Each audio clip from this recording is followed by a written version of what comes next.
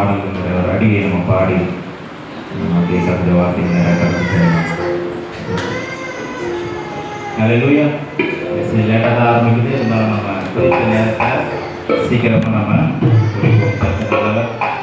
வாலிப பிள்ளைகளெல்லாம் இந்த ஆராதனை முடிவு பிற்பாடு நீங்கள் வாலிப பிள்ளைகள் ஞானத்தில் அடைத்த பிள்ளைகள் வந்து தயவுசெய்து கொஞ்ச நேரம் ஸ்பெண்ட் பண்ணிட்டு போக கேட்டு ஒரு 5-10 நிமிடங்கள் கர்த்தருடைய ஆசீர்வதிப்பாராக. அல்லேலூயா. வாதை உந்தன் கூடாரத்தை அணுகாத மகனே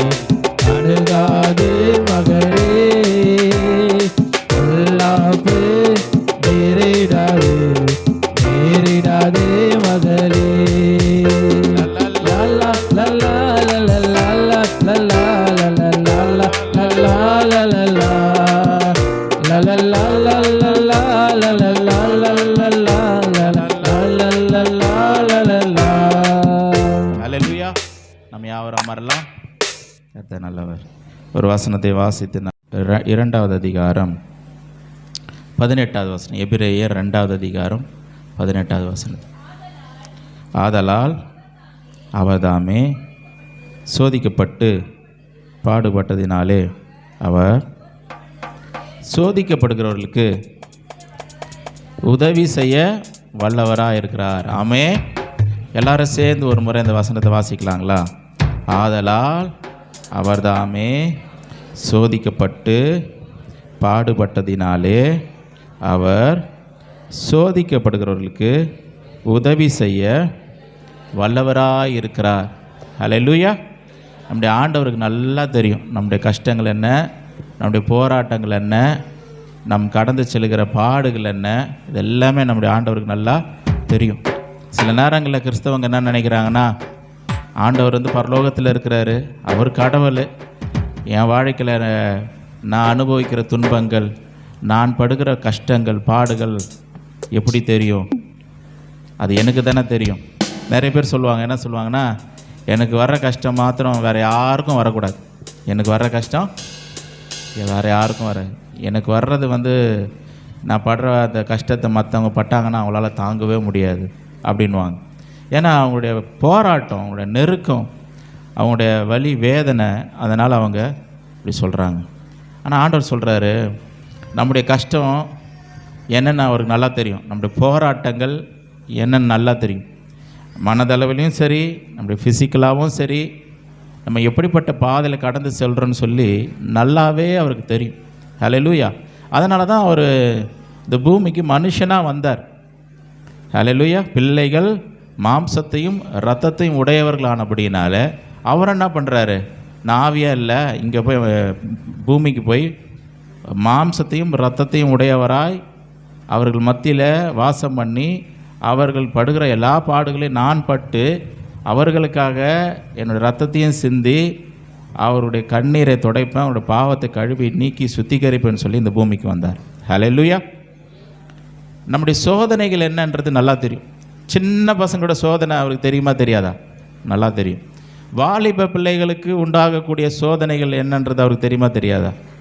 நல்லா தெரியும். ஆண்டவரே, நான் ஒரு வாலிபன், என் வாழ்க்கையில் வர சில பிரச்சனைகள் வெளியில் யார்கிட்டையும் சொல்ல முடியாது, எனக்கு சில சோதனையான காரியங்கள்லாம் உண்டாகுது, நான் என்ன பண்ணுறதுன்னு தெரியல, அதுவும் அவருக்கு தெரியும். ஹல்லேலூயா. பெரியவங்களுடைய சோதனை அதுவும் அவருக்கு தெரியும். சின்ன பிள்ளைங்களுடைய சோதனை எல்லாமே அவருக்கு தெரியும். நல்லா கவனிக்கிறீங்களா? சோதனைன்னு சொல்லும்போது பைபிளில் ஒரே வார்த்தையை பயன்படுத்துகிறாங்க, சோதனை அப்படின்னு. இங்கிலீஷில் அது கொஞ்சம் அழகாக சொல்கிறாங்க. எப்படின்னா, சோதனைன்னு சொல்லும் போது இங்கிலீஷில் டெம்டேஷன் வருது. எப்படி வருது? டெம்டேஷன். ஹல்லேலூயா. இன்னொரு இடத்துல வந்து சோதனைக்கு டெஸ்ட்டுன்னு வருது. என்னென்னு வருது? டெஸ்ட்டு. அப்போது டெஸ்ட்டு வேறு, டெம்டேஷன் வேறு. சொல்லுங்கள், டெஸ்ட்டு வேறு, டெம்டேஷன் வேறு. சரிங்களா? இப்போ ரெண்டுத்துக்கும் இருக்கிற வித்தியாசத்தை சொல்கிறேன் பாருங்கள். நீங்கள் டெஸ்ட்டுன்ற வார்த்தையை நிறைய கேள்வி, நம்ம டெம்டேஷன்ற வார்த்தையை விட டெஸ்ட்டுன்ற வார்த்தைக்கு ரொம்ப பழகிட்டோம் அதிகமாக. ஹல்லேலூயா. லேபுக்கு போனால் என்னன்னு சொல்கிறாங்க, ப்ளட் டெஸ்ட் எடுக்கிறதுக்கு ஒரு டெஸ்ட் எடுத்து பார்த்துடலாங்கன்றாங்க. ப்ளட் டெஸ்ட்டு எடுத்து அந்த டெஸ்ட்டுன்ற வார்த்தை சின்ன பசங்க பாருங்கள், ஸ்கூலுக்கு போச்சிங்கன்னா என்ன சொல்கிறாங்க, எங்கள் மேம் நாளைக்கு டெஸ்ட்டுன்னு சொல்லிட்டாங்க. சொல்கிறாங்களா இல்லையா? நாளைக்கு டெஸ்ட்டு. அப்போ அந்த குழந்தை என்ன பண்ணுது, ஐயோ டெஸ்ட்டு படிக்கணும் அப்படின்னு சொல்லி அது படிக்குது. அப்போ இந்த டெஸ்ட்டுன்ற வார்த்தை வந்து எல்லாருக்கும் பழகின ஒரு வார்த்தையாக இருக்குது. ஆனால் அதனால் இந்த டெஸ்ட்டுன்ற வார்த்தை ரொம்ப நல்ல வார்த்தை. இந்த டெஸ்ட்டுன்ற வார்த்தை பசங்களுக்கு தான் அது கொஞ்சம் கஷ்டமான வார்த்தை. ஆனால் ரியாலிட்டியில் பார்த்திங்கன்னா டெஸ்ட்டுன்ற வார்த்தை நல்ல வார்த்தை. ப்ளட்டில் ஏதாச்சும் பிரச்சனை இருக்கா இல்லையான்னு தெரிஞ்சுக்கிறதுக்கு டெஸ்ட் எடுக்கிறோம். அது நல்லதா கெட்டதா சொல்லுங்கள்? நல்லது தான். என்ன இருக்குது இல்லைன்றது நம்ம தெரிஞ்சிடும். ஏதாச்சும் நெகட்டிவாக இருந்ததுன்னா என்ன பண்ணிடுவோம், அதுக்காக உடனடியாக ஒரு ஸ்டெப் எடுத்து அதை எராடிகேட் பண்ணுறதுக்கு எல்லா வேலையும் நம்ம செஞ்சுருவோம். ஒரு வேளை எந்த டெஸ்ட்டும் இல்லைன்னா அப்பா சந்தோஷம், எந்த பிரச்சனையும் இல்லைன்னா சந்தோஷம், எல்லாம் நல்லா இருக்குது, ஒன்றும் டாக்டர் ஒன்றும் இல்லைன்னு சொல்லிட்டார் அப்படின்னு சொல்லி என்ன பண்ணுறோம், நம்ம சந்தோஷப்படுறோம். இது வந்து டெஸ்ட்டு. ஸ்கூலில் கூட பாருங்கள், ஸ்கூலில் வந்து டீச்சர் வந்து என்ன பண்ணுறாங்க, பசங்களுக்கு ஸ்டூடெண்ட்ஸ்க்கு என்ன பண்ணுறாங்க, டெஸ்ட்டு வைக்கிறாங்க. எதுக்கு டெஸ்ட்டு வைக்கிறாங்க? எப்படியாவது இந்த ஸ்டூடெண்ட்டு ஃபெயில் ஆகணும்னு சொல்லி வைக்கிறாங்களா, பாஸ் ஆகணும்னு சொல்லி வைக்கிறாங்களா? பாஸ் ஆகணும்னு சொல்லிட்டு எந்த ஒரு டீச்சருமே பசங்க ஃபெயில் ஆகணும்னு சொல்லி எதிர்பார்த்து ஒரு டெஸ்ட் வைக்கல. பார் நீ ஃபெயிலை தான் ஆவ, அதை நான் நிரூபித்து காட்டுறேன் பார் அப்படின்னு யாரும் வைக்கிறது இல்லை. ஃபெயில் ஆகிட்டா வருத்தத்தான் படுறாங்க. எதுக்காக டெஸ்ட் வைக்கிறாங்க? இவ்வளோ நாள் 3 மாதம் சொல்லி கொடுத்தோம், டேர்ம், இப்போலாம் டேர்ம்னு வந்துடுச்சு இல்லை, 3 மாதம் சொல்லி கொடுத்தோம், அது புரிஞ்சிருக்கா இல்லையா அதை தெரிஞ்சுக்கிறது என்ன டீச்சர் வந்து ஆசைப்பட்றாங்க. டெஸ்ட்டு வச்சு நான் சொல்லி கொடுத்ததெல்லாம் புரிஞ்சிருக்கா, மண்டையில் ஏறி இருக்கா, எவ்வளோ மார்க் வருது பார்க்கலாம் அப்படின்னு சொல்லி டெஸ்ட் வைக்கிறாங்க. அதில் 100க்கு 80 மார்க் மேலே எடுத்துட்டாங்கன்னா என்ன பண்ணுறாங்க, ரொம்ப சந்தோஷம், இவ்வளோ புரிஞ்சிருக்கே, இவ்வளோ படிச்சிருக்கியா அப்படி சந்தோஷப்படுறாங்க. ஃபெயில் ஆகிட்டா தான் கஷ்டப்படுறான், ஐயோ இவ்வளோ சொல்லி கொடுத்து ஃபெயில் ஆகிட்டியே அப்படின்னு. இதெல்லாம் டெஸ்ட்டு. டெஸ்ட்டுன்ற வார்த்தை ரொம்ப நல்ல ஒரு வார்த்தை. இப்போ டெம்டேஷனுக்கு வருவோம். டெம்டேஷன் எல்லாம் சொல்லுங்கள். டெம்டேஷன் இங்கிலீஷில் வருதா வாயில்? டெம்டேஷன் சொல்லுங்கள். திடீர்னு இப்படி சொன்னால் என்ன சொல்லணும்? டெம்டேஷன் சொல்லுங்கள். சொல்ல மாட்டேன், வாயிலே நுழையிலையா? எல்லாம் சொல்லுங்கள், பாட்டிங்கெலாம் சொல்லுங்கள். டெம்டேஷன் வர இங்கிலீஷில் பேசிட்டிங்க ஒரே நாளில். அல்ல, டெம்டேஷன். டெம்டேஷன் என்னென்னா தப்பு செய்யணுன்றதுக்காக வர்ற ஒரு சோதனை. தமிழ் பைபிளில் ரெண்டுத்துக்குமே சோதனைன்னு வந்துடுச்சு. தமிழ் பைபிளில் ரெண்டுத்துக்குமே சோதனை. புரியல, அர்த்தம் புரியல. இங்கிலீஷில் டெஸ்ட்டு, டெம்டேஷன். இப்போ டெம்டேஷன் வருது, சோதிக்கப்படுகிறவர்களுக்கு அப்படி வருது. அது வந்து என்னென்னா டெம்டேஷன். ஒரு சோதனை எதுக்கு வருது? இந்த சோதனை வந்து டெம்டேஷன். சரிங்களா? எதுக்கு வருது? தப்பு செய்யணுன்றதுக்கு தான் வருது, பாவத்தில் விழணுன்றதுக்கு தான் வருது. அல்லேலூயா. நம்முடைய நமக்குள்ளே இருக்கிற காரியங்களை என்ன பண்ணணும்? எதையாவது ஒன்று தூண்டி கோபத்தை உண்டு பண்ணணுன்றதுக்காக என்ன பண்ணுறோம்? சில காரியங்கள் நடக்குது. பிசாசு என்ன பண்ணுறான்? கோபத்தை உள்ளே வந்து இப்படி கிளறி விடுறதுக்கு என்ன பண்ணுறான்? சில காரியங்களை அப்படி கொண்டு வரான். என்ன பண்ணுறான்? இப்படி கொண்டு வரான். அது டெம்டேஷன். நீ கோபப்பட்டு நீ என்ன பண்ணிட்டு கத்திரு, நீ பேசிடு, இதெல்லாம் சொல்லிடு அப்படின்னு என்ன பண்ண பிசாசு வந்து அப்படி உள்ள டெம்டேஷன்ஸ். அது சொல்கிற வரைக்கும் எதிர்பார்த்துனா அதான் சோதனை. அதுதான் என்னது? சோதனை. ஆண்டவர் சொல்கிறாரு, நீங்கள் சோதனைக்கு உட்படாதபடிக்கு சொல்லுங்கள். போன வாரம் சொன்னேன் அந்த வசனத்தை, சொல்லலையா? அதுக்கு முந்தின வாரம் சொன்னேன்னா சொல்லவே இல்லையா? சரி. நீங்கள் சோதனைக்கு உட்படாதபடிக்கு என்ன வார்த்தை சொல்லுங்கள்? திவ்யா சொல்லுமா? இல்லை, ஏதோ சொன்ன மாதிரி இருந்துச்சு, அதுக்காக கேட்குறேன். நீங்கள் சோதனைக்கு உட்படாதபடிக்கு பாருங்கள், அவங்க நல்ல ஸ்டூடெண்ட் போல் இருக்குது. சொன்னவனே ஸ்கூலில் பசங்க சொன்னவனே என்ன பண்ணுவாங்க? எழுந்து நின்று பதில் சொல்லுவாங்க. ட்ரை பண்ணுறான், எழுந்து நின்று பதில் சொல்லுவாங்க. நீங்கள் சோதனைக்கு உட்படாதபடிக்கு. தப்பாக கேட்குற மாதிரி இருக்க. சொல்லுங்கள், யார்? கனிமாவா? என்னம்மா சொன்ன? நீங்கள் சோதனைக்கு உட்படாதபடிக்கு சத்தமாக தான் சொல்லுங்கள். ஸ்டீஃபன், விழித்திருந்து ஜெபம் பண்ணுங்கள். ஆண்டவர் சொல்கிறாரு, எப்பா சோதனை வந்துடும், சோதனை வரும், எப்படி இருந்தாலும் சோதனை வரும் தான். எப்படி இருந்தாலும் சரி, உங்களுக்கு பிடிக்கலனாலும் சரி, வேணும்னாலும் சரி, வேணாம்னாலும் சரி, சோதனை என்பது ஒரு மனிதனுக்கு அவனுக்கு சாகிற வரைக்கும் வந்து கொண்டு தான் இருக்கும். அல்லேலூயா. ஆண்டவர் சொல்கிறாரு, அது வரும்பா, அது வரும். ஆனால் அந்த சோதனையில் அகப்பட்டு கொள்ளாதபடிக்கு என்ன பண்ணணும்? விழித்திருந்து ஜெபம் பண்ண வேண்டும். அல்லேலூயா. ஜெபம் பண்ணுற மனுஷன் தான் சோதனையிலிருந்து ஜெயிக்க முடியும், சோதனையிலிருந்து வெளியே வர முடியும். Hallelujah. Prayer prayer prayer prayer. ஜெபம் தேவனோடு கூட இருக்கிற உறவு, தேவனோடு கூட இருக்கிற ஐக்கியம். நல்லா ஜெபிக்கிற ஒரு மனுஷனை பாருங்க, அவன் பேசுறது வித்தியாசமா இருக்கும். அல்லேலூயா. நல்லா ஜெபிக்கிற மனுஷன் பாருங்க, அவனுடைய யோசனைகள் வித்தியாசமா இருக்கும். ஜெபம் இல்லையா? இப்போ பிசாசு அல்வா சாப்பிட்ற மாதிரி ஆயினாங்க. இந்த மனுஷனுக்கு என்ன இல்லை? ஜெபம் இல்லை. இந்த மகளுக்கு என்ன இல்லை? ஜெபம் இல்லை. இப்போ என்ன பண்ணலாம்? இப்போ போனால் இந்த மனுஷனை பிடிச்சிடலாம் அப்படின்னு சொல்லிட்டு என்ன பண்ணுறான்? வரான். சில நேரங்களில் வாழ்க்கை பிள்ளைகளாக என்ன பண்ணுறான்? நிச்சயமான பாவத்தில் விழுவதுக்கான சில காரியங்கள் காண்பிக்கிறோம். பாரு, இதை செய்ய, இதை பண்ணு அப்படின்னு சொல்லி சோதனை இப்போ என்ன பண்ணுறாங்க வாழ்க்கை பிள்ளைங்க? ஐயோ, இந்த சோதனை என்னால் மேற்கொள்ள முடியலையே, ஜெயிக்க முடியலையே அப்படின்னு ட்ரை பண்ணி பார்க்குறாங்க. ஒரு கட்ட வரும்போது என்ன பண்ணுறாங்க? என்னால் முடியலைங்க, நானும் ஒரு மனுஷன் தானங்க, நானும் என்னங்க போகிறோம், எல்லாரும் யாரும் செய்யாத தப்பையா நான் செஞ்சுட்டேன் அப்படின்னு சொல்லி என்ன பண்ணுறாங்க? சாக்கு போக்கு சொல்லுகிறவர்களாக மாறி விடுவார்கள். அல்லேலூயா. ஆனால் கர்த்தருடைய வல்லமை நமக்குள்ள யாரெல்லாம் ரட்சிக்கப்பட்டிருக்கிறாங்களோ, நல்ல செய்தி சொல்ல பாருங்க, யாரெல்லாம் ரட்சிக்கப்பட்டிருக்கிறாங்களோ, யாரெல்லாம் மறுபடியும் பிறந்து இருக்கிறார்களோ, அவர்கள் எல்லாருமே நீதிமான்களாக இருக்கிறார்கள். அவர்களுக்குள்ள இயேசு கிறிஸ்துவனுடைய உயிர்த்தெழுதலுடைய வல்லமை செயல்படுகிறது. அந்த இயேசு கிறிஸ்துவனுடைய உயிர்த்தெழுதலுடைய வல்லமை என்ன பண்ணுமா அப்படின்னா, எப்பேற்பட்ட பாவத்தையும் மேற்கொள்ளுகிற சக்தியாக நமக்குள்ள இருக்கிறது. அல்லேலூயா. பாவம் என்பது நம்மளா வேட்டி விரும்பி செஞ்சாதான் உண்டு. இதை செய்ய போறதில்லை, இதை வேணாம்னு சொன்னால் உங்களால் என்ன பண்ண முடியும்? அதை செய்யாமல் இருக்க முடியும். அப்படிப்பட்ட வல்லமையை கர்த்தர் நமக்குள்ள கொடுத்துருக்கிறார். நானா செய்யறேன், அவ்வளோதான். நான் செய்யணும்னு நினைக்க செய்யறேன். இல்லை, எனக்கு வேணாம், நான் செய்ய மாட்டேன், அதை செய்யாமல் இருக்கக்கூடிய சக்தி எனக்குள்ள இருக்குதுன்னு சொல்லி நீங்கள் நினைச்சீங்கன்னா, அதை நீங்கள் ஹோல்ட் பண்ணிக்கிட்டீங்க அப்படின்னா இருக்க முடியும். சோதனை வந்து உள்ள இருக்கிற வல்லமை என்ன நான் ரிலீஸ் பண்ணுறேன், உள்ள இருக்கிற வல்லமையை நிறைந்து அந்த பவரோட கூட நான் என்ன பண்றேன், எல்லாவற்றையும் மேற்கொள்கிறேன். எல்லாவற்றையும் மேற்கொள்ளக்கூடிய ஒரு சக்தி வல்லமை நமக்குள்ள இருக்கிறது. அதுதான் இயேசு கிறிஸ்துனுடைய உயிர்த்தெழுதலுடைய வல்லமை. ஹல்லேலூயா. ஒரு இன்ட்ரெஸ்டிங்கான ஒரு விஷயத்தை உங்களுக்கு சொல்லட்டுங்களா? எத்தனை பேருக்கு இன்ட்ரெஸ்டிங்கான விஷயத்தை கேட்க ஆசை? இது எனக்கே ரொம்ப இன்ட்ரெஸ்டிங்காக இருக்குது. இப்போ எப்போ சொல்லி முடிப்போம் அப்படின்ற மாதிரி இருக்கு. ரொம்ப ஒரு இன்ட்ரெஸ்டிங்கான ஒரு வசனம். ஒரு பெரிய ஊழியக்கார், பெரிய ஒரு ஊழியக்கார், அது இப்போ வாழ்ந்ததில்லை, ரொம்ப நூற்றாண்டுகள் வருஷங்களுக்கு முன்பதாக வாழ்ந்த ஒரு பெரிய ஊழியக்கார். அவர் என்ன சொல்கிறார் அப்படின்னா, இப்போ நம்ம கையில் தான் பைபிள் இருக்கு. ஹல்லேலூயா. எல்லாரும் பைபிள் உயர்த்தி காட்டுங்க.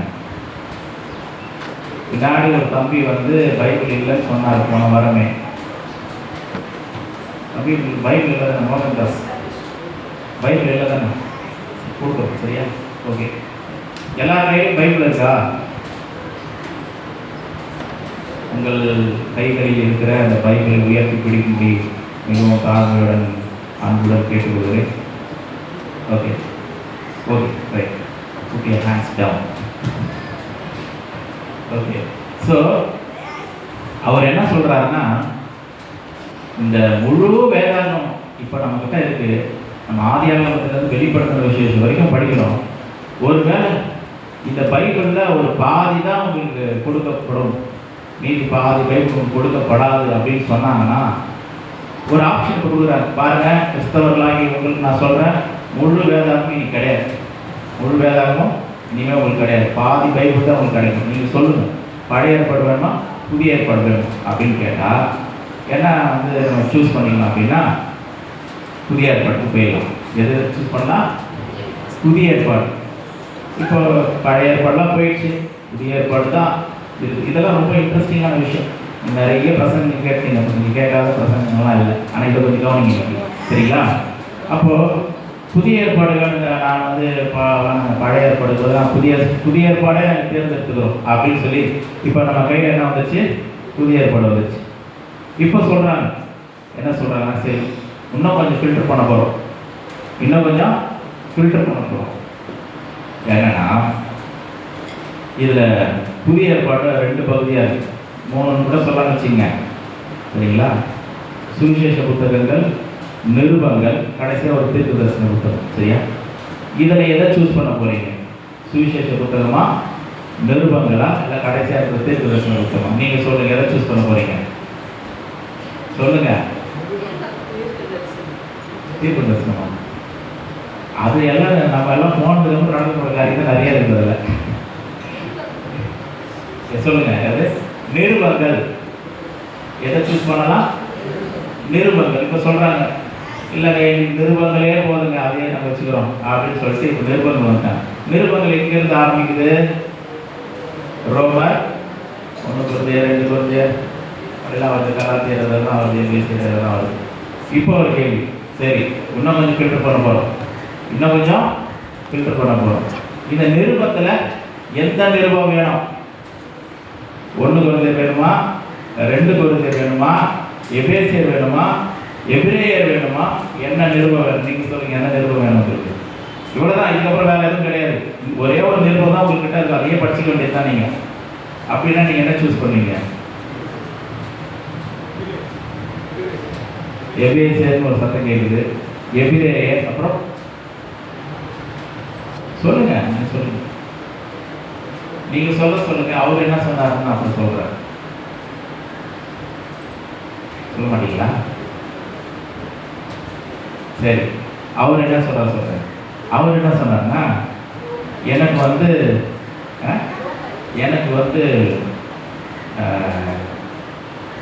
இவ்வளோ நிருபத்தில் ஒரே ஒரு நிருபம் தான் நீங்கள் கொடுத்தீங்கன்னா அது ரோமர்.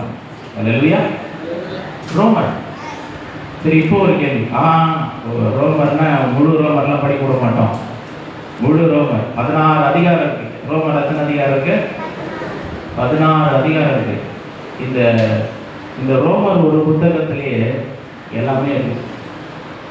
ஒரு கிறிஸ்தவ எப்படி வாழ்க்கையை தொடங்கணும், எப்படி முடிக்கணும்னு சொல்லி எல்லாமே எல்லாம் தான் இருக்குது, ரோமர்லேயே இருக்குது, எல்லாமே இருக்குது. சரி, ஓகே. இப்போ அவர் சொல்கிறாரு ரோமரில் 16 அதிகாரம் இருக்குது. இந்த 16 அதிகாரத்தில் எல்லாரும் கிடையாது. எதனா ஒரு அதிகாரத்தை சூஸ் பண்ணீங்க அப்படின்னா அவர் சொல்றாரு 3வது அதிகாரத்தை சூஸ் பண்ணுவார். எத்தனாவது அதிகாரம்? 3வது அதிகாரம் சூஸ் பண்ணுவாங்க. இப்போ சொல்றாரு இல்லை 3வது அதிகாரம் கூட முழுசாக கொடுக்க முடியாது, அதில் ஒரு பகுதி வேணால் நீங்கள் செலக்ட் பண்ணீங்க அப்படின்னு சொன்னால் அவர் என்ன சொல்கிறாருன்னா, அப்படியா இன்னமும் குறைக்கிறீங்களா, சரி அப்படின்னு சொல்லிட்டு 21லேருந்து 31 வரைக்கும் எடுத்துக்கிறார். என்ன சொல்கிறாரு? 21லேருந்து 31 வரைக்கும் எடுத்துக்கிறார். இப்போ ஒரு கேள்வி என்ன சொல்கிறாருன்னா, இவ்வளோ வசனம்லாம் கொடுக்க முடியாது, எதனா ஒரு வசனம் மட்டும் எடுத்துங்க அப்படின்னு. அதுக்கு அவர் என்ன சொல்கிறார் தெரியுங்களா? ஒரே ஒரு வசனம் சூஸ் பண்ணுறாரு. என்ன வசனம்னா 24வது வசனம். இலவசமாய் அவருடைய கிருபையினாலே கிறிஸ்து இயேசுவில் உள்ள மீட்பை கொண்டு நீதிமான்களாக்கப்படுகிறார்கள். நீதிமான்களாக்கப்படுகிறார்கள். அல்லேலூயா. இந்த ஒரு வசனத்தில் எல்லாமே இருக்கு. இப்போ சொல்கிறார் இந்த வசனம் கூட கொடுக்க முடியாது. அதுக்கு அவர் என்ன சொல்கிறாருன்னா, கொடுக்க மாட்டீங்களா, நான் மனப்பாடம் பண்ணிக்கிறேன். அல்லேலூயா. எது இருக்கு இல்லையோ இந்த ஒரு வசனத்தை என்ன பண்ணலாம், மனப்பாடம் பண்ணிக்கணும். இலவசமாய் அவருடைய கிருபையினாலே கிறிஸ்து இயேசுவில் உள்ள மீட்பை கொண்டு நீதிமான்களாக்கப்படுகிறார்கள். அல்லேலூயா. இந்த ஒரு வசனத்தில் எவ்வளோ இருக்கு பாருங்க. நம்ம இன்னைக்கு உலகத்தில் இருக்கிறோம் பாருங்க. நமக்குன்னு சொல்லி ஒரு நீதி ஒன்று கிடையாது. நமக்குன்னு சொல்லி ஒரு மேன்மை பாராட்டுகிற ஒரு காரியம் ஒன்றும் இல்லை. இன்னைக்கு நம்ம இங்கே இருப்பது தேவனுடைய கிருபை. அல்லேலூயா. நம்ம இருப்பது தேவனுடைய கிருபை. இலவசமாக என்ன பண்ணியிருக்கிறார்? அவர் கிருபையினால நம்மை நீதிமான்களாக மாற்றிருக்கிறார். அல்லேலூயா. அந்த நன்றி அறிதலோடு கூட நாம் கிறிஸ்துவுக்காக வாழ வேண்டியவர்களாக இருக்கிறோம். நம் தேவன் நமக்கு எல்லாவற்றையும் செய்து முடித்திருக்கிறார். சரிங்களா?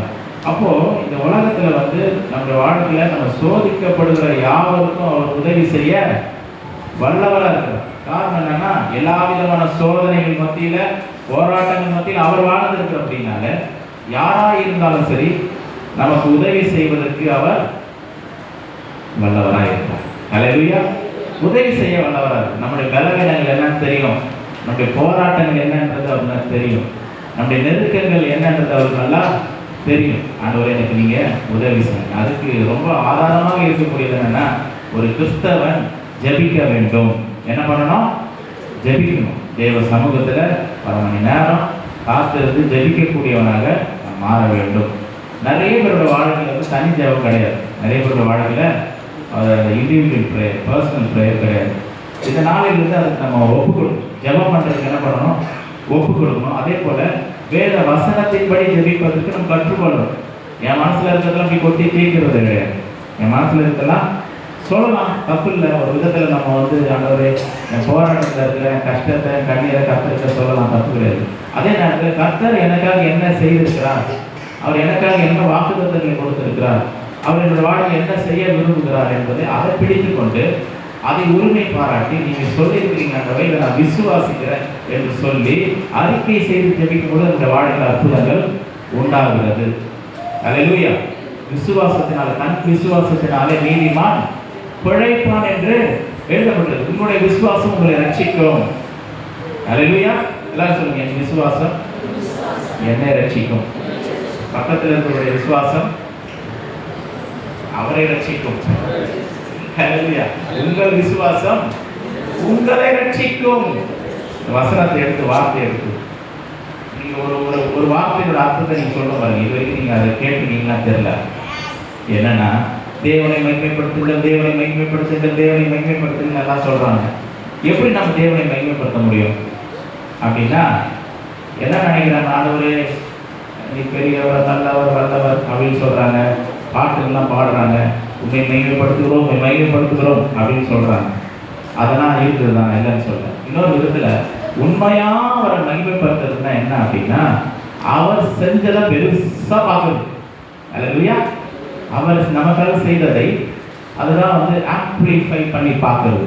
ஆம்பிளிஃபையர் சொல்கிறாங்களா, சவுண்ட் என்ன பண்ணுறது, ஆம்பிளிஃபை பண்ணுறது, பெருக்குது, ஒலி பெருக்கின்னு சொல்கிறாங்களே. அது மாதிரி ஆண்டவர் எனக்கு என்ன செஞ்சிருக்கிறாரோ அதை பெருசு பண்ணி பார்க்கறது, பெருசு பண்ணி சொல்றது, பெருசு பண்ணி நினைக்கிறது. அதுக்கு பேர் தான் மகிமைப்படுத்துவதுன்னு அர்த்தம். ஹல்லேலூயா. மகிமை என்பது என்னன்னா ஆண்டவருடைய ஃபுல் பவர்.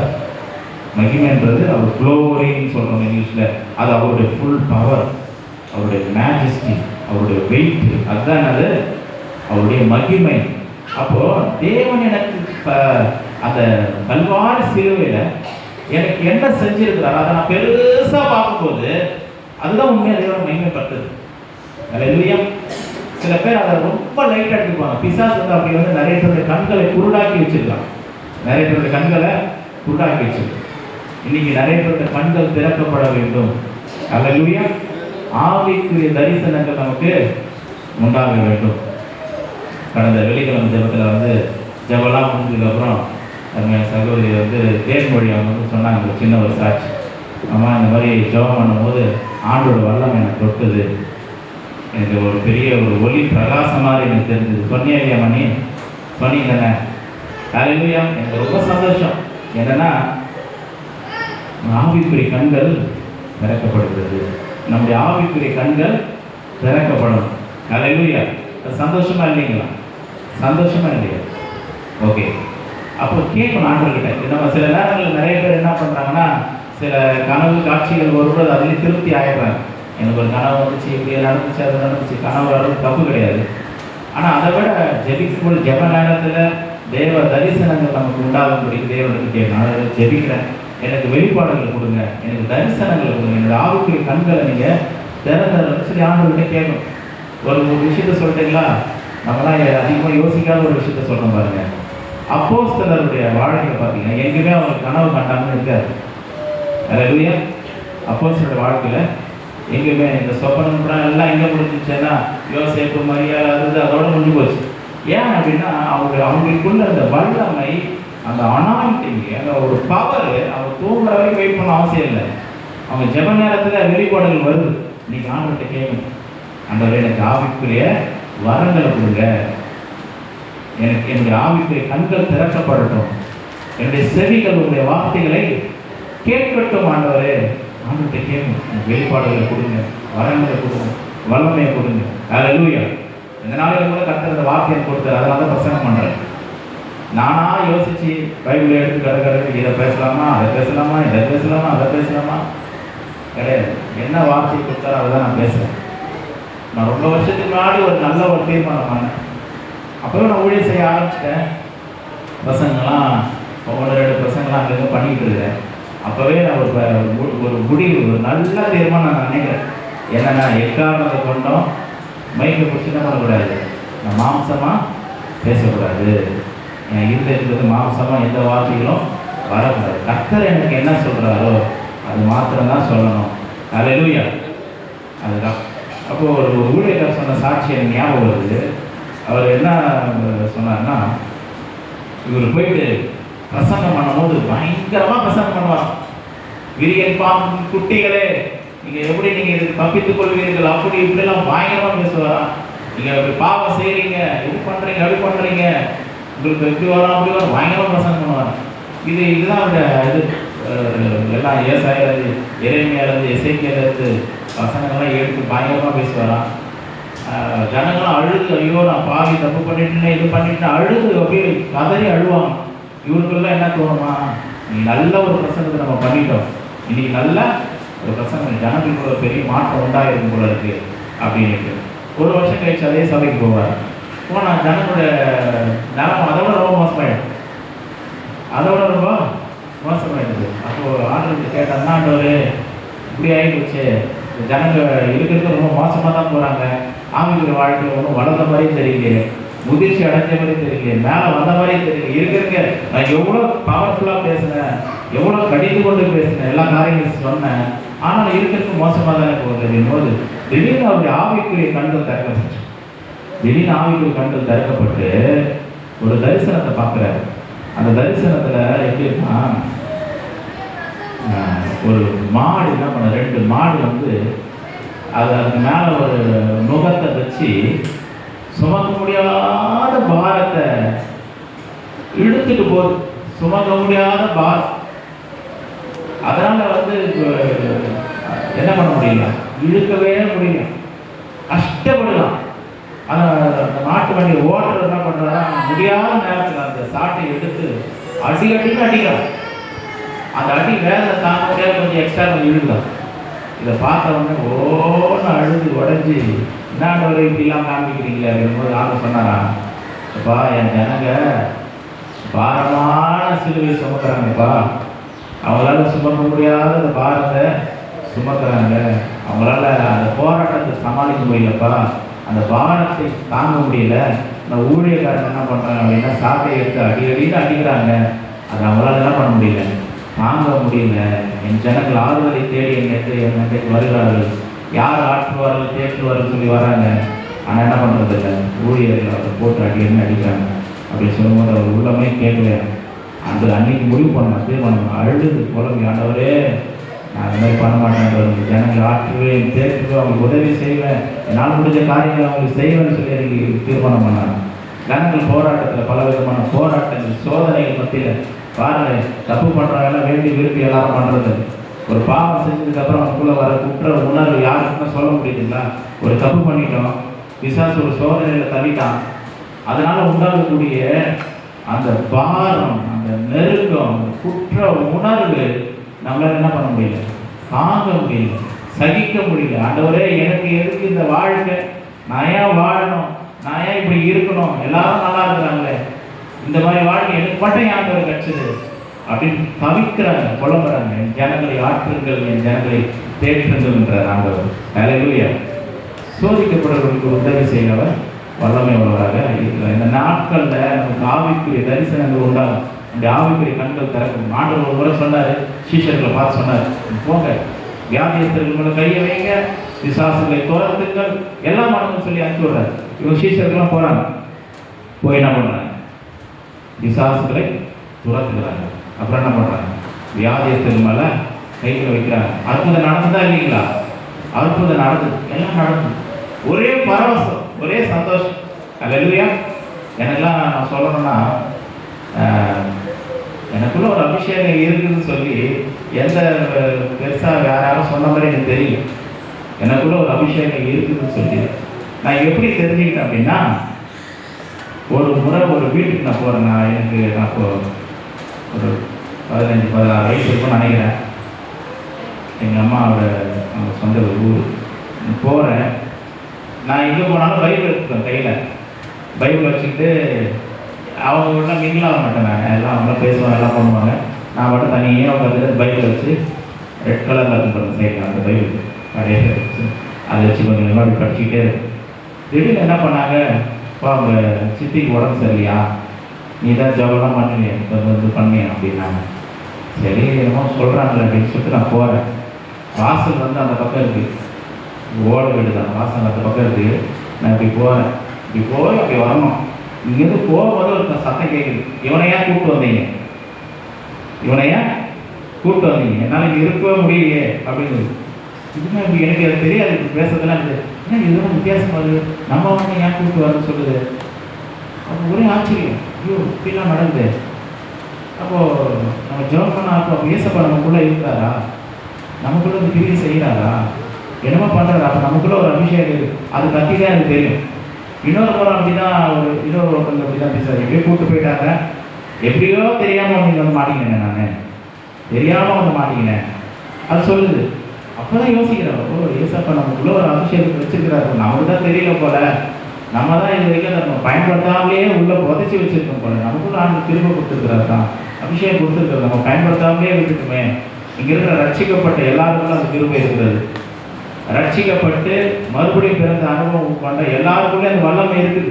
எத்தனை பேர் நம்புறீங்க? எதுக்கே நம்புறோம், இது நம்ப மாட்டேன். அப்போ தேவனை மகிமைப்படுத்துறது என்ன தெரியுங்களா? அவர் செஞ்சதை நம்புறது, அவர் செஞ்சதை பெருசாக பார்த்துட்டு அவர் மகிமைப்படுத்துறது. அல்லேலூயா. இப்போ சொல்கிறேன், ஒரு உதாரணம் சொல்கிறேன். என்னை விசுவாசிக்கிறவன் நான் செய்கிற கிரியைகளை செய்வான், இவைகளை பார்க்கிறோம் பெரிய காரியங்களை செய்வான் அப்படின்னு சொன்னாரா இல்லைங்களா? இதை வந்து நான் பெருசா பார்த்தேன்னா நான் தேவனை மகிமைப்படுத்துறதுன்னு அர்த்தம். அல்லேலூயா. ஆண்டவர் சொல்லிட்டாரு, அப்போ கண்டிப்பா இதை செய்வாரு. இதை நான் பெருசா பார்க்குறேன், அப்போ நான் தேவனை மகிமைப்படுத்துகிறேன். சில பேர் தன்னை வந்து பாவி நான் பாவிங்க, இருக்குது பெரிய துரோகிங்க, நான் வந்து என்னை விட பெரிய பாவி யாரும் இருக்க முடியாது, நான் தப்பு பண்ணல, அப்போ பண்ண தப்பு இப்போ பண்ண தப்புன்னு சொல்லி தங்களை ஒரு பாவியாக பார்ப்பாங்க. ஆனால் ஆண்டவர் சொல்றாரு, பாவத்தை எல்லாம் நான் கல்வாரி சிலுவையில் என்ன பண்ணேன், சும்மா தீர்த்துட்டப்பா, என் ரத்தத்தை சிந்தி உன்னை கழுவி சுத்தி கழிச்சு உன்னை நீதிமானாய் மாற்றி விட்டேன்னு சொல்லி வேத வசனம் சொல்லுது. ஆனால் இவங்க என்னன்னு சொல்றாங்க, இன்னமும் நான் ஒரு பாவி தான், நான் ஒரு குப்பை தான், நான் ஒரு தூசி தான், நான் ஒன்றும் இல்லைன்றாங்க. ஆண்டவர் வச்சுட்டு நம்முடைய பிள்ளையாய் மாற்றி நீதிமான்களாக நம்ம மாற்றி வச்சிருக்கிறாரு. இதை நம்பணும். முதல்ல இதை நம்பணும். நான் ஆண்டோட பிள்ளை சொல்லுங்க எல்லாரும், நான் ஆண்டோட பிள்ளை, ஏசப்போட கட்டு தேவோட பிள்ளைன்னு சொல்லுங்க. அல்லேலூயா. தேவோட பிள்ளைகளா இருக்கும், அதை நம்பணும். அவருடைய வார்த்தை எனக்குள்ள இருக்குது, அவருடைய வல்லமை எனக்குள்ள இருக்கு. நான் பிசாசை பார்த்து போன்னு சொன்னா போவோம். அந்த அதிகாரத்தை எனக்கு கர்த்தர் கொடுத்துருக்கார், இதை நம்பணும். இதுதான் வந்து கர்த்தரை மகிமைப்படுறதுன்னு அர்த்தம். அவர் செஞ்ச எல்லாத்தையும் அப்படின்னு நம்பி விசுவாசிச்சு அதன்படி செய்யறோம் பாருங்க, அதுதான் தேவனை மகிமைப்படுத்துவது. நிறைய நேரத்தில் வந்து ஆண்டவர் சொன்னதை பெருசா எடுத்துக்கிறதே இல்லை, அது லைட்டாக எடுத்துப்பாங்க. உலகம் பெருசா பார்ப்பாங்க, உறவுகளை பெருசா பார்ப்பாங்க, நண்பர்களை பெருசா பார்ப்பாங்க, அக்கம் பக்கத்தில் இருக்க பெருசா பார்ப்பாங்க. அவங்க ஒன்று சொல்லிட்டாலும் மனமாறி யோசிப்பாங்க. ஒருத்தர் உயிரையே கொடுத்து ஜீவனை கொடுத்து ரத்தத்தை சிந்தி உனக்காக காத்துட்டு இருக்கிறாரு, அவர் கண்டுக்கிறதே கிடையாது. யாரை மகிமைப்படுத்துறோம் நம்ம? மனுஷன் மகிமைப்படுறோம். அவன் என்ன பண்ணான்? ஒண்ணுமே பண்ணிருக்க மாட்டான். இதுக்கப்புறம் என்ன பண்ணுவானா பாருங்க, 1000 நல்லது பண்ணுங்க ஒரு மனுஷனுக்கு. ஒரே ஒரு சின்ன காரியத்தை நம்ம ஹர்ட் பண்ணீங்கன்னா அந்த 1000ஐயும் மறந்துவான். பார்த்துருக்கீங்களா? என்ன தெரியாத மாதிரி உட்காந்துருக்கீங்க, எல்லாமே பட்டுட்டு தான் பண்ணிருக்கீங்க. 1000 நல்லது பண்ணியிருக்கோம், நம்ம 1000 நல்லது பண்ணியிருக்கோம். ஒரே ஒரு சின்ன தப்பு பண்ணவொடனே என்ன பண்ணிடுவாங்க, அதெல்லாத்தையும் மறந்துவாங்க. அல்லேலூயா. நம்ம ஆண்டவர் எப்படி தெரியுமா? 1000 தப்பு நம்ம பண்ணியிருக்கோம். இசப்பா ஒரே ஒரு நாள் ஒரு வேளை ஃபாஸ்டிங் போட்டவொடனே என்ன ஆயிடுது, மன்னிச்சிடுறோம் ஒன்று அப்படின்றார் ஆண்டவர். இதுதான் ஆண்டவர். அப்போ ஆண்டவர் எவ்வளோ நல்லவர், எவ்வளோ கிருபை நிறைந்தது. நமக்கு காத்து எப்போ கூப்பிட்டாலும் இசப்பா அப்படின்னு கூப்பிட்டா நம்ம சொல்லுவான்னு சொல்றது எப்பவுமே நம்ம கூட ரெடியாக ஆயத்தமாக இருக்குது. நீங்கள் இந்த உலகத்தில் இருக்க ஒரு சிஎம்ஐ பார்க்கணுன்னா பார்க்க முடியுமா? பார்க்க முடியாது. சாதாரணமாக ஒரு கவுன்சிலரை பார்க்க முடியுதா, ஒரு எம்எல்ஏ பார்க்க முடியுதா? அப்பாயின்மெண்ட் வாங்க, 5 நிமிஷம் தாங்க டைம் உங்களுக்கு அப்படின்றாங்க. ஆண்டவர் பாருங்க, ஆண்டவர் உட்காந்து நான் உங்களோட உறவாடுறதுக்கு உங்களோட பேசுறதுக்கு நான் காத்துட்டு இருக்கேன், உனக்கு உதவி செய்வதுக்கு நான் காத்துட்டு இருக்கேன், என்கிட்ட வா, கிருபாசன தந்தைக்கு நீ வா, உனக்கு உதவி செய்யறதுக்கு நான் காத்துட்டு இருக்கிறேன், என்கிட்ட வர மாட்டேறிய, ஜபத்துல உட்காரு, என் சமூகத்துல உட்காரு, நீ சோதிக்கப்படுறதுதான், உனக்கு போராட்டம் உண்டுதான், உனக்கு பிரச்சனை உண்டுதான், ஆனா நான் உதவி செய்யறதுக்கு நான் ரெடியா இருக்கிறப்ப வாப்பான்ற. இதுதான் வந்து தேவனை மையப்படுத்து. அவர்கிட்ட போயிட்டோம் அப்படின்னா அந்த தேவனை மையப்படுத்துகிற. தேவனை மையப்படுத்தாம யாரோ ஒன்று இவாப்பா உங்கள்கிட்ட பேசுனா அது ஓடி இருக்குது. மனுஷங்களை பெருசா பார்த்து மனுஷனை மேக்னிஃபை பண்றது, மனுஷனை மகிமைப்படுத்துறது. ஒரு மனுஷனை கூட என்ன பண்ண முடியும்? மகிமைப்படுத்து. எப்படி? அவன் சொல்றதை பெருசா எடுத்துக்கிறது, அவங்க சொல்றத அவங்களுடைய காரியங்களுக்கு முதலிடம் கொடுக்குறது, இதெல்லாம் அவங்கள மகிமைப்படுத்துறது. தேவனை மகிமைப்படுத்துவது என்பது அவருடைய வார்த்தையின்படி நடப்பது, அவர் சொல்றத செய்வது, அவர் எனக்காக என்ன செஞ்சிருவார் அப்படியே விசுவாசிப்பது. அதை நான் பெருசா பார்ப்பேன். அல்லேலூயா. ஒரு மனிதனோட வாழ்க்கையில பாருங்க, எப்போ வெறுமை வரும் தெரியுங்களா? ஒரு மனிதனோட வாழ்க்கை எப்போ வந்து கிறிஸ்து நம்ம இருதயத்தில் வாசமா இல்லையோ அப்போ அந்த மனிதனோட வாழ்க்கை வெறுமை வந்து விடுகிறது. உங்களுக்கு 1000 இருக்கலாம், எல்லாமே இருக்கலாம், பணம் காசு இருக்கலாம், பொருள் இருக்கலாம், எல்லாமே இருக்கலாம். ஆனால் கிறிஸ்துவ அவருடைய வார்த்தை நமக்குள்ள இல்லைன்னா வெறுமை. அல்லேலூயா. வெறுமை ஆட்டோமேட்டிக்காக உண்டாயிடும். ஏன்னா ஆண்டவர் வந்து மனிதனை படைக்கும் போது எப்படி படைச்சார் அப்படின்னா, மனிதன் என்பவன் தேவனை சார்ந்துதான் வாழ வேண்டும் என்று ஆண்டவர் படைத்திருக்கிறார். அல்லேலூயா. முதல்ல ஆண்டவர் என்ன பண்றாரு? சமுத்திரத்தை படைச்சிட்டாரு. சமுத்திரத்தில் படைச்சிட்டு சமுத்திரம் மீன்களை திரளாய் பிறப்பிக்க கடவுள்ன்றார். சமுத்திரத்தை படைச்சிட்டு சமுத்திரத்தை சார்ந்து வாழும்படிக்கு மீன்களை படைக்கிறார். பூமியை படைச்சிட்டு பூமியை சார்ந்து வாழும்படிக்கு மரம் செடி கொடிகளை படைக்கிறார். பூமியை உண்டாக்கிறாரு. பூமி வந்து பலவிதமான அந்த கணித முளைப்பிக்க கடவுள்னு சொல்றாரு. அப்போ பூமியை படைச்சிட்டு மரம் செடிகள் கொடிகள்லாம் அவங்க முளைப்பிக்க கடவுள்ன்றாரு பூமியானது. சமுத்திரத்தை படைச்சிட்டு மீன்கள் திரளாய் பிறப்பிக்கப்படுதுன்றார். மனிதனை எப்படி படைக்கிறாரு? அதுக்கு ஒரு ஆதாரம் தேவை. தன்னையே ஒரு ஆதாரம் ஆக்கிக் கொள்கிறார். ஹல்லேலூயா. நமது சாயலின்படியும் நமது ரூபத்தின்படியும் மனிதனை உண்டாக்குவோமாக. உனக்கு ஆதாரம் நான் தான்பா. தண்ணியிலிருந்து மீன் எடுத்தா மீன் செத்து போயிடுது. பூமியிலிருந்து மரம் செடி கொடியில எடுத்து போட்டா செத்து போயிடுது. தேவனை விட்டு ஒரு மனிதன் பிரிந்து போகும்போது அவன் மறித்து விடுகிறான். சிம்பிள். ஹல்லேலூயா. தேவனை விட்டு விலகி நம்மளால ஒரு கோட்டையும் கட்ட முடியாது, ஒன்றையும் சாதிக்க முடியாது. சாதித்தது போல தெரிந்தாலும் கூட அது போய்விடும். ஹல்லேலூயா. தேவன் தான் நமக்கு நம்ம வாழ்க்கையில ஆதாரம். அதனாலதான் சொல்றாரு, என்கிட்ட வா, உனக்கு உதவி செய்யறதுக்கு நான் ரெடியா இருக்கேன், உனக்கு உதவி செய்வதற்கு நான் ஆவலா இருக்கேன், என்கிட்ட வந்து சேர்ந்துக்கோ, ஒரு ஒட்டிக்கோ. இல்லைன்னா அந்த உலகத்தில் வர போராட்டத்தினால பண்ண முடியாது, சமாளிக்க முடியாது. இந்த உலகத்தில் உண்டாகுது அந்த சோதனைகள் என்ன பண்ண முடியாது, உன்னால ஜெயிக்க முடியாது. கிறிஸ்து இல்லாம சோதனைகள் என்ன பண்ண முடியாது, ஜெயிக்கவே முடியாது. ஆண்டவர் பார்த்து சொல்ற, ஆண்டவரே நீங்க தான் எனக்கு உதவியை அனுப்புகிறவர், நீ தான் உதவி செய்கிறவர், நீ தான், உம்மிடத்திலிருந்து தான் எனக்கு உதவி வருகிறது. ஒரு பாடல் ஒன்று பாடுவோமா? டீமேஜ்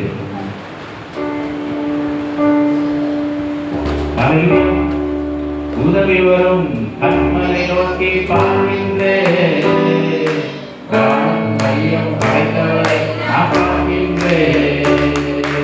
உதவி வரும் கண்மலை நோக்கி பார்க்கின்றேன், நான் பார்க்கின்றேன். தாங்கள் கல்லாடி விடமாட்டான், காக்கும் தேவன் கொடுக்கமாட்டான், தாங்கள் கல்லாடி விடமாட்டான், காக்கும் தேவன் கொடுக்கமாட்டான்.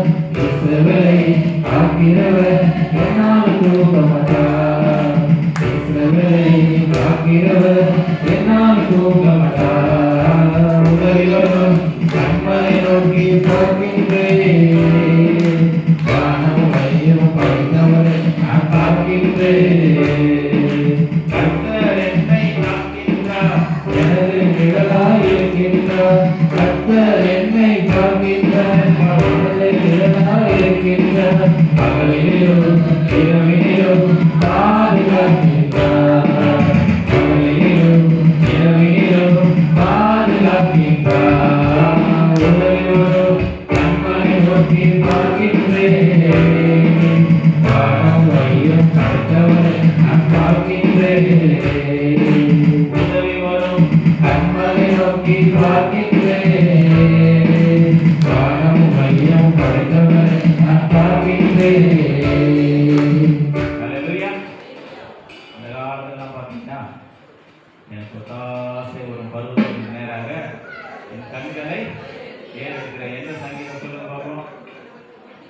சங்கீதம் 121. எனக்கு ஒத்தாசை ஒரு பருவதங்களுக்கு நேராக என் கண்களை ஏறெடுக்கிற வானத்தையும் பூமியும் உண்டாக்கின கர்த்தரிடத்திலிருந்து எனக்கு ஒத்தாசை வரும். இப்போ வந்து பாருங்க, எனக்கு ஒத்தாசை வரும் கிறிஸ்து எங்க இருக்கிறார்? எனக்கு உள்ளதா இருக்கிறார். ஹல்லேலூயா. எனக்கு உதவி செய்கிறவர் எனக்குள்ளவே இருக்கிறார்.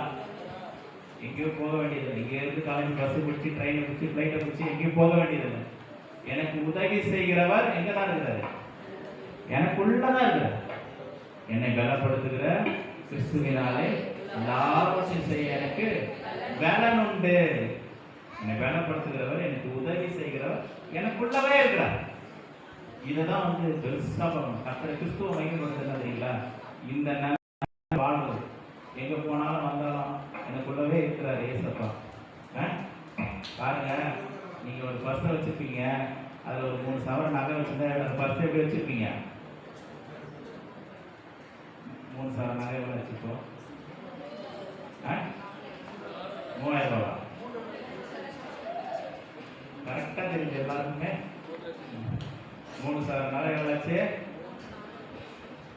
3 லட்சம். சரி, 3 லட்சம் வச்சுப்போம். 3 லட்சம் 3 சவரமா? அவ்வளோ ஆயிடுச்சு. சரி, 3 லட்சம் வச்சுப்போம். அதுவும் பெரிய அமௌண்ட் தானே. 3 லட்சம் வச்சுப்போம். ஒரு பஸ்ல வச்சிருக்கீங்க, அந்த பஸ் எப்படி வச்சிருக்கீங்க? நகையை மகிமைப்படுத்துறீங்களா இல்லையா? சொல்லுங்க. நகையை மகிமைப்படுத்துறே இல்லை. நம்ம சொல்றது ப்ராக்டிக்கலாக சொன்னா தான் புரியும், இல்லை புரியாது. இல்லைன்னா அல்லேலூயா ஆமென்னு சொல்லிட்டு வீட்டுக்கு போயிருவீங்க. அப்போ அந்த அந்த நகையை எப்படி வச்சுருப்பீங்க? பத்திரமா வச்சுருப்பீங்க, கையிலே வச்சுருப்பீங்க. அது எப்படி எப்படிலாம் வைக்கணும் வைப்பீங்க.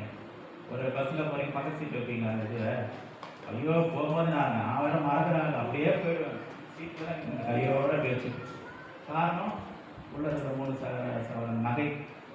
இப்போ நமக்குள்ள கிறிஸ்து இருக்கிறாரு, அது மட்டும் நமக்கு அது கண்டிப்பாக தெரியாது. உள்ள உங்களுக்குள்ள கிறிஸ்துவானவர் இருக்கிறாருங்க. இயேசு கிறிஸ்துவே உங்களுக்குள்ள வாழ்கிறார். நீங்கள் அவங்களுடைய ஆலயம், இந்த சரீரம் தேவனுடைய ஆலயம். அவர் உங்களுக்குள்ள வாசமா இருக்கிறாரு. உங்களுக்குள்ள அவர் இருக்கிறாருன்னா அது கண்டிப்பாக கிடையாது. அது சொல்றாங்க, நமக்கு ஆலயம் இருக்குது அப்படின்ட்டு போயிடுவாங்க. இதை விட விளையேறப்பட்ட கிறிஸ்துவானவர் எனக்குள்ள இருக்கிறார். அப்போ நான் எப்படி இருக்கணும்? எனக்குள்ள கிறிஸ்து இருக்கிறாரு. நான் எங்கே போனாலும் என் கூடவே இருக்கிறாரு, என் கூடவே வராரு. ஒருத்தர் ஜோம் பண்ணும்போது என் கூட இயேசு இருக்காரு தானே, எனக்குள்ள கிறிஸ்து இருக்காரு தானே. நான் ஜோம் பண்ணும்போது என் கூடவே சேர்ந்து அவரும் ஜோம் பண்ணுறாரு, அவரே சுகப்படுத்துறாரு. நான் எங்கே போனாலும் அவர் கூட வராரு. இந்த கிறிஸ்துவுக்கு விரோதம் நான் செய்யக்கூடாது, எதுவும் பேசக்கூடாது, எதுவும் பார்க்கக்கூடாது. அவர் எனக்குள்ளே வந்துட்டாரு. எனக்குள்ளே இந்த காட்சி இது எனக்கு எது சொல்லி கொடுத்தது? ரோமர் சொல்லி கொடுத்தது. நீ சுவிசேஷன் சொல்லி கொடுத்தது. கற்றுக் கொடுக்கலன்னா தெரிய கொடுத்தது. நமக்குள்ள வாசமாக இருக்கிறார். அப்போ இந்த கிறிஸ்துவுக்காக நம்ம வாழலாமா வாழக்கூடாதா? சொல்லுங்க. வாழலாம். இந்த கிறிஸ்துவுக்காக எனக்குள்ள அவர் இருக்கிறார். ஒருத்தர் அவரை சந்தோஷப்படுத்தணும், அவருக்கு பிரியமாக வாழணும். அல்லேலூயா.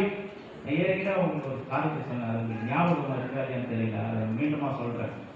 எல்லா மதத்துக்கும் நம்முடைய இந்த கிறிஸ்தவத்துக்கு ஒரு சின்ன வித்தியாசம் என்னன்னா, நம்ம சொல்கிற மாதிரி தான் மற்றவங்க சொல்கிறாங்க. என்ன சொல்கிறாங்க? பொய் பேசாத, திருடாத, ஏமாத்தாத, நல்லது செய், அன்பு செலுத்து, எல்லாம் பண்ணுன்னு மற்றவங்களும் அதுதான் சொல்கிறாங்க. யாருமே ஆப்போசிட்டாக நெகட்டிவாக சொல்லலை, எல்லாம் நல்ல விஷயம் தான் சொல்கிறோம். நம்மளும் அதுதான் சொல்கிறோம். நமக்கும் அவங்களுக்கு என்ன வித்தியாசம்? அல்லேலூயா. நம்ம தப்பு செய்யும் போது கோச்சிக்கிறதுக்கு ஒருத்தர் இருக்கிறார். அல்லேலூயா.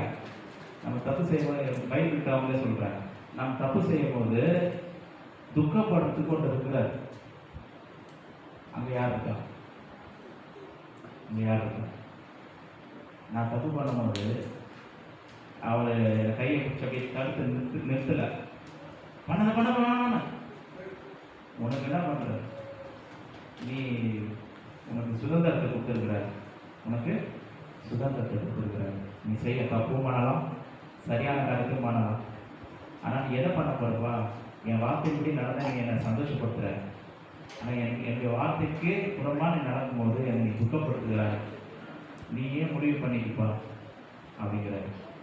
இல்லை நீங்கள் துக்கப்பட்டாலும் பரவாயில்ல, நான் அதை செய்ய தான் போகிறேன், எனக்கு இது பிடிச்சிருக்குது, நான் அதை விரும்புகிறேன், அதனால் செய்யப்படுறேன். நீங்கள் துக்கப்பட்ட நான் அப்புறம் பாசிங் போட்டு மன்னிப்பு அப்படின்னு நடக்க போகிறேன். உறவு தான் ரொம்ப முக்கியம்.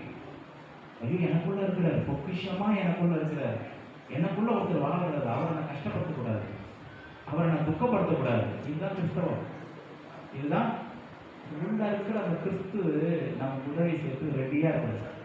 சோர்ந்து போகாது, நம்ம கூட இல்லை. ஆண்டவர் சொல்கிறார், ஆண்டோட வார்த்தை எல்லாம் பெருசாக தெரியுது. அதனால தான் கரெக்டாக ஓடுறோம். எவ்வளோ பிரச்சனைகள் போராட்டம் வந்தாலும் ஓடுறோம். ஏன்னா அவர் சொன்னது பெருசாக தெரியுது. அந்த வார்த்தை தான் பலப்படுது. போராட்டம் வரலையா, பிரச்சனை வரலையா, சோதனை எல்லாம் வருது, ஆனாலும் பேசுகிறோம். இன்னைக்கு இப்படி பிரசங்கம் பண்ண முடியுமான்னு எனக்கு தெரியாது. எப்படி பிரசங்கம் பண்ண போகிறோம், எப்படி பேச போகிறோம், ஆவியானவர் பேச வைக்கிறார். அல்லேலூயா. ஆண்டவர் சொல்ல காரில் வரும்போது ஆண்டவர் ஒரு வார்த்தையை ஞாபகப்படுத்து. ஆண்டவரே இவ்வளோ போராட்டமாக இருக்குது, இவ்வளோ நெருக்கமாக இருக்குது, எப்படி ஆண்டவரே இதெல்லாம் செய்யுது, எப்படி ஆண்டவரை ஊழியத்தை செய்யும், இவ்வளோ கடினமான பாதையாக இருக்குது. நம்ம பிரச்சனை மற்றவங்க வெளியில் இருக்கும் நல்லா இருக்கிற மாதிரி தான் இருக்கும், இவங்களுக்கு தான் நல்லா இருக்கிறாங்க. ஆனால் நம்ம கஷ்டம் நமக்கு தான் தெரியும். இப்படி இருக்கப்போ அப்படின்னு ஆண்டவர் ஒரு வார்த்தை ஞாபகம், இதோ உலகத்துக்கு முடிவு புரியணும், சகல நாட்களிலும் நான் உடனே கூட இருக்கிறேன், கடைசி வரைக்கும் கூட இருக்குமான்றது. அழைத்த தேவன் உண்மை அல்ல, பாதையில் விட்டு போகிற தேவன் அல்ல. இந்த உலகத்தில் பாதையை விட்டு போகிறவங்க நிறைய பேர் இருக்கிறாங்க. நம்ம ஆண்டவர் மட்டும் பண்ண மாட்டார். பாதையில் கைவிடுற தேவன் அல்ல. அல்லேலூயா. கைவிட மாட்டார். முடிவு பரியந்தம் நம்ம நடத்தி செல்வதற்கு அவர் வல்லமை உள்ள தேவனாக இருக்கிறார். என் ஊழியத்துக்காக போகிறேன். ஆனால் ஆண்டவர் எஸ்பெஷலி யாருக்கு சொன்னார்? எனக்காக நீ பிரயாசப்படுறல, எனக்காக ஓடுறல. ஊழியத்துக்கு போகிறவங்களை பார்த்து சொல்கிறார், நீ உலகமெங்கும் போய் சர்வ சிருஷ்டிக்கும் சுவிசேஷத்தை பிரசங்கிங்கள், அவர்களை சீஷராக்கி ஞான பிதா குமாரன் பரிசுத்த ஆவியினால் நாமத்தினாலே ஞானஸ்தானத்தோடு சொல்லி ஊழியத்துக்காக சீஷர்கள் அனுப்புறாரு. அவங்கள பார்த்து சொல்ற, என் ஊழியத்துக்கு போற, என் வேலை செய்யறதுக்கு போற, உன் கூடவே பண்ற. அல்லேலூயா. எனக்குலாம் ஒரு காலகட்டத்தில் இந்த பீலிசுங்க மாதிரிகள் செய்யறவங்களுக்கு ஜெபம் பண்ணுறது ரொம்ப பயம். ஏன்னா நான் என்ன சொல்லி வச்சுட்டேன், ஒருத்தர் சொல்கிறார் ஊழியர், எப்பா நீ அவனுக்கு நீ ஜெபம் பண்ணாதப்பா, வானப்பா இது மாதிரி ஒருத்தர் ஒரு பாஸ்ட் வந்து இந்த பீலிசுனியை கட்டுக்காக ஜெபம் பண்ணி கையை வச்சு ஜெபம் பண்ணார். கையை ஊட்டு போச்சுப்பா, கையை ஊட்டு போச்சு. அவர் பாஸ்டர் தான் ஜெபம் பண்ணியிருக்கிறாரு, கை ஊட்டு போச்சு அப்படின்னு சொல்லி சொன்னாங்க. என்னன்னு தெரியும்னா இப்படிலாம் சொல்கிறாங்க அப்படின்னு.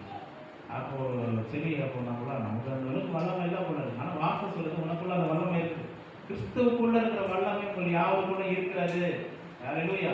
நீங்க போனா கிறிஸ்துவே போற மாதிரி, நீங்க போனா இயேசுவே போற மாதிரி. அவனுடைய வல்லமை ஒன்றும் இல்லை. பிசாசுடைய வல்லமை ஒன்றும் இல்லை.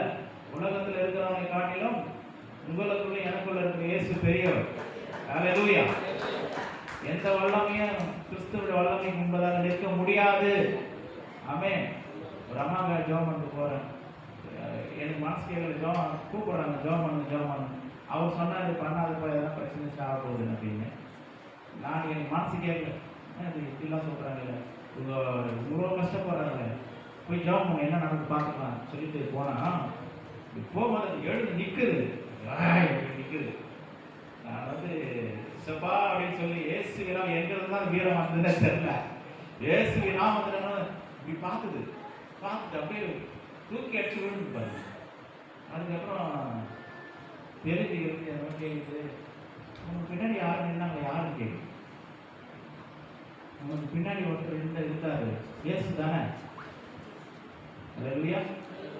அப்படி போகிறேன், அது கண்ணுக்கு தெரியுது பாருங்க, ஏசாவை பின்னாடி நிற்கிறது. அல்லேலூயா. சொல்றாரு, உலகத்தின் முடிவு போய் நான் விட மாட்டேங்க, என் வேலையா போறீங்க, என்னை சுமந்துட்டு போறேன், என் வார்த்தையை சுமந்துட்டு, என் வல்லமையை சுமந்துட்டு போறேன், உன்னை என்ன பண்ண விட மாட்டேன், நீ கூட தான் இருக்கு. அல்லேலூயா. நீ கூடவே இருக்கிறப்ப உன்னை விடவே மாட்டேன், நீ எங்கே போனாலும் உனக்கு போவாங்க. ஆண்டவர் மட்டும் நம்ம ஒரு இடத்துக்கு அனுப்புறாரு அப்படின்னா அங்கே லட்சம் பிசாசு வந்தாலும் சரி, கோடி பிசாசு வந்தாலும் சரி, ஒன்றும் உங்களுக்கு தொட முடியாது. காரணம், அனுப்புகிறவர் நான் அல்லவா. அவர் மட்டும் உங்களை அனுப்புனாருன்னா எந்த பிசாசும் உங்களுக்கு முன்னாடி நிற்க முடியாது. அனுப்புகிறவர் நான் அல்லவா. எலிசா தீர்க்கதரிசி சொல்ற வேலைக்காரனை பார்த்து, வேலைக்காரன் பயப்படுறான், ஐயோ வந்துட்டாங்களே, பழைய வீரர்கள் சூழ்ந்து கொண்டார்களே, எங்களுக்கு 2 ராஜ்ய காரா சூழ்ந்து கொண்டார்களே, என்ன பண்றது அப்படின்னு சொல்லும்போது இவர் என்ன பண்ணார், ஆண்டவரை இறங்கும் அது வேற மாதிரி ஜோம் பண்ணாரு. ஒன்றும் இல்லை, already we are in safe zone. Okay, millions of angels are with us. நம்ம கூட தான் இருக்காங்க. அவர் எலிசா தீர்க்கதரிசி சொல்றாரு, ஆண்டவரை இவன் பார்க்கும்படிக்கு இவன் கண்களை திறந்தார்கள். சத்தமா வாசிங்க, இவன் பார்க்கும்படிக்கு. அப்பொழுது எலிசா விண்ணப்பம் பண்ணி, கர்த்தாவே இவன் பார்க்கும்படி இவன் கண்களை திறந்தரும். நீங்க ஏற்கனவே கூட தான் இருக்கிறீங்க, ஆனா இவனுக்கு தெரியல. நிறைய பேருடைய ஆவிக்குரிய கண்கள் திறக்கப்பட்டது. காரணம்னா அவர் நம்ம கூட இருக்கிறாரு, நமக்கு உதவி செய்யறவர், நமக்கு உதவி செய்வார், நம்ம தப்பு வைப்பாரு, யாரும் நம்ம ஒன்றும் பண்ண முடியாது. நம்ம கூட அவர் இருக்கிறாருன்ற கண்கள் திறக்கப்படாது, பார்க்கல. இவங்க பிரச்சனை இவங்களுக்கு பெருசா தெரியுது, இவங்க பிரச்சனை இவங்களே டீல் பண்ணணும், இவங்களே முடிக்கணும்னு பார்க்குறாங்க. உனக்கு உதவி செய்ய ஒருத்தர் இருக்கிறாரு, அப்போ உங்க கூட தானே இருக்கிறாரு, உனக்கு உதவி செய்ய மாட்டாரா? அவர்கிட்ட போய் சொல்றதும் கிடையாது, அவர்கிட்ட தெரியப்படுத்துறதும் இல்லை. பிலிப்பியர் 4:6-7 பாருங்க. தெரியப்படுத்துங்க, உங்க பிரச்சனை என்ன, உங்க போராட்டம் என்ன, தெரியப்படுத்துங்க. அப்படி பண்ணீங்கன்னா நீங்க தேவனை மகிமைப்படுத்துகிறீர்கள். ஆண்டவரே எனக்கு பிரச்சனை நெருக்கமா இருக்குது சார், ஆனால் நீங்க சொன்னீங்க உங்க பிரச்சனை வரும்போது, போராட்டம் வரும்போது என்ன பண்ணு, தேவனுக்கு அது தெரியும், அவருக்கு தெரியாத தெரியும், ஆனா நீங்க போய் சொல்லணும்னு விரும்பணும். இதுதான் தேவனுடைய வழி. தேவனுடைய வழிகள் ஆராய்ந்து முடியாதது. அல்லேலூயா. நம்ம வழியில போயிடும். நான் பார்த்துறேங்க, அவரை போய் பார்க்குறேன், இவரை பார்த்தா மேடம் முடியும், அவரை போய் பார்த்தா எல்லாம் பேசி முடிச்சிருவாரு, ஒரு ஃபோனில் எல்லாம் முடியுது, ஜெபம் பண்ணுறது. அல்லேலூயா. ஆண்டவரே நான் உங்க பிள்ளை, நீங்க எனக்குள்ள நீங்க இருக்கிறீங்க, நான் என்ன செய்யலாம் ஆண்டவரே? உங்களுடைய வார்த்தையை நான் பெருசா பார்க்குறேன், உண்மையை நான் பெருசா பார்க்குறேன்.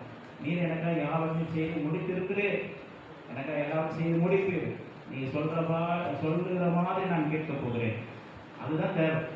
ஆரம்பத்தில் மரியாதைகள் தெரியல. கல்யாண வீட்டில் யோவான் 2ஆம் அதிகாரம் கல்யாண வீட்டில் நடக்கிற ஒரு காரியம் அவன் தெரியுது, ஏசப்பா ஒரு அற்புதம் செஞ்சுருவார் போல இருக்குது. கல்யாண வீட்டில் என்ன ஆயிடுச்சு, திராட்சரசம் குறைப்பட்டுச்சு, எதனா செய்யணும்னு கேட்கும்போது ஏசு சொல்கிறாரு, என்ன சொல்லி ஏசப்பா சொல்கிறாரு, என் ஸ்திரியை உனக்கும் எனக்கும் என்ன, என் வேலை இன்னும் வரல, என் டைம் இன்னும் வரல.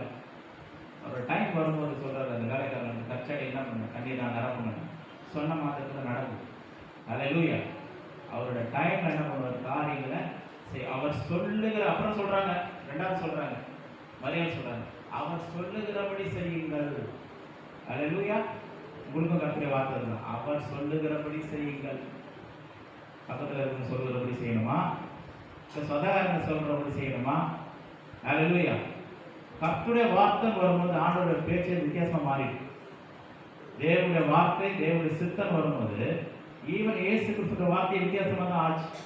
என்ன சொல்கிறாரு, ஒரு முறை வந்து சொல்கிறாங்க சீஷர்கள் கிட்ட, இதோ உங்களுடைய தாய் உங்களுடைய சகோதரர்கள் உண்மை பார்க்கும்படிக்கு வந்திருக்கிறார்கள் அப்படின்னு டக்குன்னு சொல்கிறார். யார் எனக்கு தாய், யார் எனக்கு சகோதரர்கள் அப்படின்னு கேட்குறாரு. யாருப்பா எனக்கு தாய், யாருப்பா எனக்கு சகோதரர்? பிதாவுடைய சித்தத்தை யார் செய்கிறார்களோ அவர்களே எனக்கு தாய் சகோதரர்களும் சகோதரிகளுமா இருக்கிறார்கள். இதை நான் கிராஸ் பண்ணிட்டேன். எனக்கு யார் தாய், யார் சகோதரர்கள், யார் சகோதரிகள், பிதாவுடைய சித்தத்தை யார் செய்கிறாங்களோ அவங்க தாய் சகோதரர்கள் சகோதரிகள். அல்லேலூயா. கர்த்தருடைய வார்த்தை அதுதான். அவருடைய வழிகளில், அவருடைய ஐடியாலஜியில் வாழ்ந்து பாருங்க, வாழ்க்கை ஆசீர்வாதமாக இருக்கும். அப்போ யார் சொல்லுகிறபடி வாழ போகிறோம்?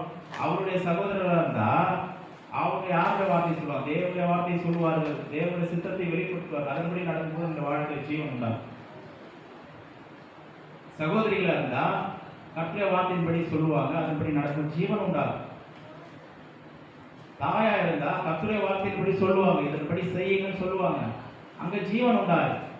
ஆனா வார்த்தை இல்லை. சகோதரர்களாக கூட பிறந்த சகோதரர்களா இருக்கலாம், சகோதரிகளா இருக்கலாம், தாயா இருக்கலாம், தகப்பனா இருக்கலாம். ஆனா கர்த்தருடைய வார்த்தையை விட்டுட்டு வேற வார்த்தைகளை சொன்னா அது நம்முடைய வாழ்க்கையில் ஜீவனை கொண்டு வராது, மரணத்தை தான் கொண்டு வரும்.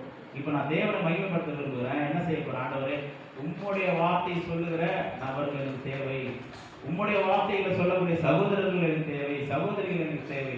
அவங்க தான் சொல்லுவாங்க, என்ன சொல்லுவாங்க, அவர் சொல்லுகிறபடி செய்யுங்கள். அல்லேலூயா. இப்போ ஒரு முடிவு எடுத்துக்கணும், நான் ஏசப்பா சொல்ற மாதிரி செய்ய போறேன். தேவன் சொல்லுகிறபடி செய்ய போகிறேன், கர்த்தர் சொல்லுகிறபடி நான் செய்ய போகிறேன். அவர் சொல்லுகிறபடி நீங்க செய்யுங்க. சொல்றதுக்கு தான் கூட இருக்கிறார், அதுக்கு தான் நம்ம கூப்பிடுறாரு. உன் சோதனை, உன் பிரச்சனை, போராட்டத்தை வந்து உனக்கு உதவி செய்யறதுக்கு நான் ரெடியா இருக்கிறேன், நீ என்னை சார்ந்து கொள். ஏன்னா எல்லாவற்றிலும் அவர் நம்ம போல பாடுபட்டதுனால, பாடுகளை அனுபவத்தினால, பாடுபடுகிறவருக்கு, சோதனைகளை அகப்படுகிறவர்களுக்கு உதவி செய்வதற்கு அவர் வல்லமை உள்ளவராக இருக்கிறார். கடைசி வாசி முடிந்து எபிரேயர் 2ஆம் அதிகாரம், சோதிக்கிறவர்களுக்கு உதவி செய்வதற்கு வல்லவராக இருக்கிறார். சேர்ந்து வாசிக்கலாமா? ஆதலால் அவர்தாமே சோதிக்கப்பட்டு பாடுபட்டதினாலே அவர் சோதிக்கப்படுவதற்கு உதவி செய்ய வல்லவராக. எல்லாம் சேர்ந்து வாசிக்கலாமா? சத்தம் கேட்கல, எல்லாம் சேர்ந்து வாசிக்கலாம். ஆதலால் அவர்தாமே சோதிக்கப்பட்டு பாடுபட்டதினாலே அவர் சோதிக்கப்படுவதற்கு உதவி செய்ய வல்லவராக இருக்கிறார். அல்லேலூயா. எல்லாரும் எழுந்திருக்கலாங்களா? எல்லாரும் எழுந்திருக்கலாம்.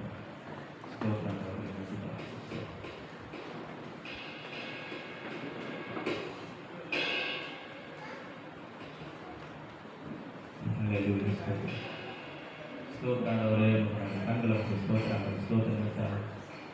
அப்பா ஸ்தோத்திராண்டவர், நன்றி. ஆண்டு சமூகத்தில் நம்ம ஜெபிப்போம். ஆண்டவரே, என்னுடைய சோதனைகள் மத்தியில், என்னுடைய போராட்டங்கள் மத்தியில் எனக்கு உதவி செய்கிற கர்த்தர் என்னோடு கூட இருப்பதற்காக நன்றின்னு சொல்லுவோமா? எல்லாரும் வாயில சத்தமாக விரிவாய் திறந்து கர்த்தர் நன்றி சொல்லு. ஆண்டவருடைய சோதனை மத்தியில், நெருக்கத்தின் மத்தியில், போராட்டத்தின் மத்தியில் எனக்கு உதவி செய்வதற்கு நீர் என்னோடனே கூட இருப்பதற்காக நன்றி. நீர் எனக்குள்ள இருக்கிற அப்படின்னா நன்றி. ஆண்டவர், என்னை பலப்படுத்துகிற தேவனா நீர் இருப்பதற்காக நன்றி. ஏசப்பா, அப்பா, எனக்கு முற்றிலுமா என்னுடைய வார்த்தைக்கு என்னை தாழ்த்தி ஒப்புக்கொள்கிறேன். உங்களுடைய வார்த்தை சொல்லுகிறபடி நான் நடக்க போகிறேன். அப்போ உங்களுடைய வசனம் போதிக்கிறபடி நான் நடக்க போகிறேன். ஆண்டவர், உம்முடைய சத்தத்துக்கு செவி கொடுத்து நான் வாழ போகிறேன். ஆண்டவர், அல்லேலூயா. அப்பா, உம்முடைய கிருபையினால நாங்கள் நீதிமான்களாக்கப்பட்டிருக்கிறோம். எங்களுடைய நீதி எல்லாம் அழுக்கான கந்தையை போல இருக்குது. அப்போ உம்முடைய நீதி ஆண்டவரே, உம்முடைய நியாயங்கள், அப்போ உம்முடைய ரட்சிப்பு, உம்முடைய கிருபை தான் ஆண்டவரை எங்களை வாழ வைக்கிறது. ஆண்டவரே, உடைய கிருபைக்காக, இரக்கங்களுக்காக உங்களுக்கு நன்றி. உண்மையே அப்போ எங்களுக்காக எல்லாவற்றையும் கொடுத்த உண்மையே நாங்கள் சார்ந்து வாழ நாங்கள் தீர்மானிக்கிறோம், எங்களை ஒப்புக் கொடுக்கிறோம்ப்பா. அப்போ இந்த நாளில் அப்போ அந்த சத்தியத்தை வார்த்தை கேட்ட ஒவ்வொரு பிள்ளைகளையும் கர்த்தாவே நீர் ஆசீர்வதித்து பலப்படுத்தும்படியாக ஜெபிக்கிறோம்ப்பா. நீ கிருபை தயவு ஒவ்வொருடனும் கூட இருக்கக்கூடிய ஜெபிக்கிறேன். இந்த வசனங்கள் மூலமாக எங்கள் ஒவ்வொரு ஆட்சி தேற்றி உருவாக்கி பலப்படுத்தும்படியாக ஜெபிக்கிறேன். சின்ன பிள்ளைகளுக்கு பெரியவர்கள் வரைக்கும் அப்போ அந்த வார்த்தை கேட்ட ஒவ்வொரு பிள்ளைகளை ஆசீர்வதிக்கு பலப்படுத்தும் பெரிய காரியங்களை செய்யுங்க. ஏசுவின் மூலம் கேட்கிற ஜீவனில் நடப்பிட்டாங்க.